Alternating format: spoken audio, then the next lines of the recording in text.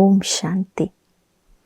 अप्रैल के महीने में बेहद मधुबन घर से हमारे तीव्र पुरुषार्थ हेतु जो पत्र पुष्प आया है, उसमें हम प्यारे बाप दादा की और आदरणीय दादी जी की सुंदर प्रेरणाएं सुनेंगे और जानेंगे कि इस महीने में हमें विशेष क्या पुरुषार्थ करना है। तो इस महीने के पत्र पुष्प का टॉपिक है सदा सफलता मूर्त बनने के लिए कंबाइंड स्वरूप की स्मृति में रहो।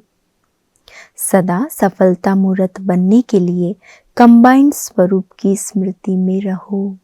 प्राण प्यारे अव्यक्त मूर्त माता पिता बाप दादा के अति लाडले सदा बाप और आप इसी कंबाइंड स्वरूप में रहने वाली कर्म योगी आत्माएं, निमित्त टीचर्स बहनें तथा देश विदेश के सर्व ब्राह्मण कुल भूषण बाबा के विजयी बच्चे, ईश्वरीय स्नेह संपन्न मधुर याद स्वीकार करना जी।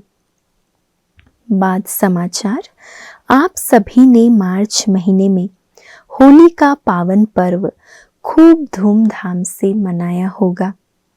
इस बार लगातार 2-3 अव्यक्त मुरलियां होली के निमित्त हम सब ने सुनी, जिसमें प्यारे बाप दादा ने होली के अनेक आध्यात्मिक रहस्य स्पष्ट किए और यही शिक्षा दी कि अब बीती को बीती कर एक बाप के होकर रहो, होली बनो और बनाओ। जब नया संसार, नई स्वर्णिम दुनिया आने वाली है तो पुराने संस्कारों का अंतिम संस्कार करो।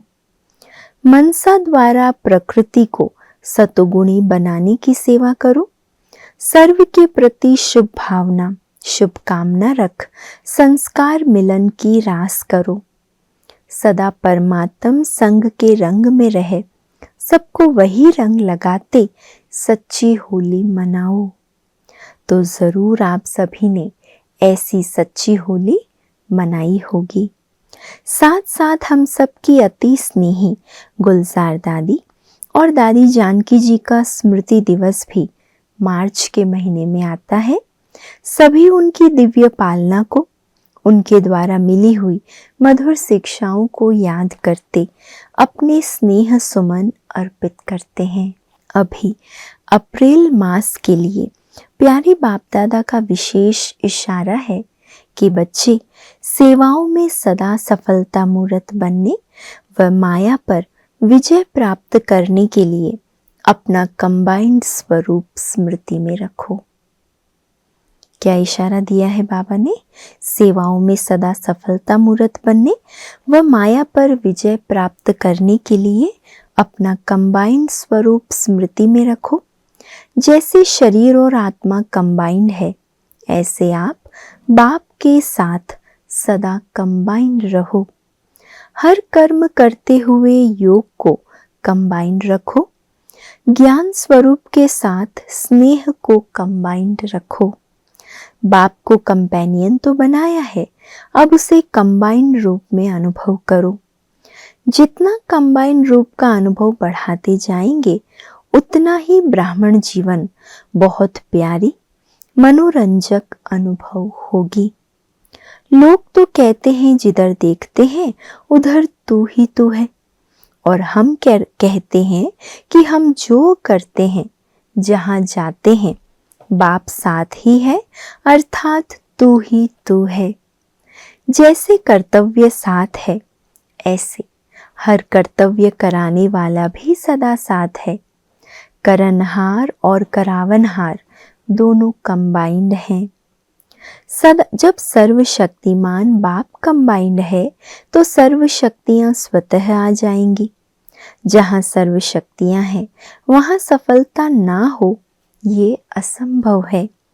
यदि चलते चलते कभी असफलता या मुश्किल का अनुभव होता है तो उसका कारण खुदा को खिदमत अर्थात सेवा से अलग कर देते हो। मुश्किल का कारण क्या है? खुदा को खिदमत अर्थात सेवा से अलग कर देते हो। खुदाई खिदमतगार हैं। यही कंबाइंड स्वरूप की स्मृति असंभव को भी संभव कर देगी। इतनी सहज विधियां मीठे बाप दादा ने हम बच्चों को सुनाई है। इन्हें सिर्फ स्मृति में रखते हुए उसका स्वरूप बनना है। सहज मार्ग को कभी सहन करने का मार्ग नहीं बनाना है। सहज मार्ग है ना, ये सहज योगी बच्चे हैं हम, तो बाबा कह रहे कभी इसे सहन करने का मार्ग नहीं बनाना है। बाकी प्यारे बाप दादा ने इस अव्यक्त मिलन की सीजन के 10 टर्न में अव्यक्त वतनवासी होते भी सभी बच्चों को अपनी अलौकिक दृष्टि से दिव्य शिक्षाओं व वरदानों से खूब सजाया। देश विदेश के हजारों बाबा के बच्चे मधुबन घर में आए। ज्ञान योग की क्लासेस के साथ आपस में रूहानी मिलन मनाया। एक दो के अनुभवों से स्वयं को भरपूर किया। अभी तो पूरे वर्ष के लिए सेवा और स्व उन्नति निमित्त मीटिंग है, जिसका समाचार आपको मिल ही जाएगा। तो प्यारे बाबा ने हमें जो सीजन थी मिलन की 10 टर्न हुए उसमें कितने प्रकार से भरपूर भी किया, और आगे के लिए इस महीने में विशेष हमें इशारा मिला है कि बाबा के साथ कंबाइंड होकर, है ना, खुदा को और खिदमत को दोनों को सदा कंबाइंड रखेंगे तो सदा सफलता मिलती रहेगी। अच्छा, सभी को याद ईश्वरीय सेवा में बीके रतन मोहिनी दादी जी। अच्छा, ओम शांति।